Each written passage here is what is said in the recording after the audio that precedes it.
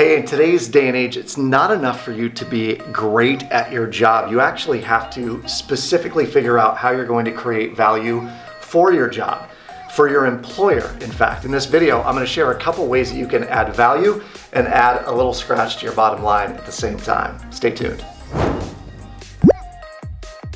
Maybe you visit a coffee shop where the baristas call you by name, or you take your dog to that one groomer who just totally loves on them like they're their own. Or maybe you have someone that you work with that just goes out of their way to make your life better. Whatever it may be, that is adding value. And like I said before, it's not enough to be great at your job. You have to be great at adding value in some specific way.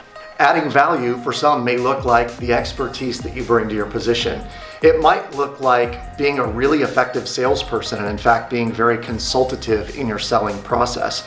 It may just be that you create a really memorable experience for other people. Whatever it is, it's important to understand where do you add value in your current role.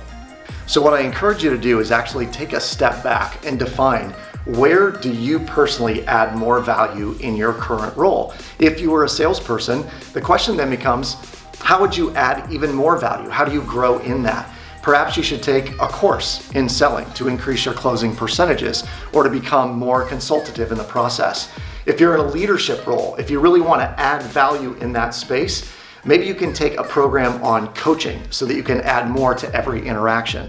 If you deal with other people on a regular basis, maybe it's just that you get really good at remembering people's names and making them feel important.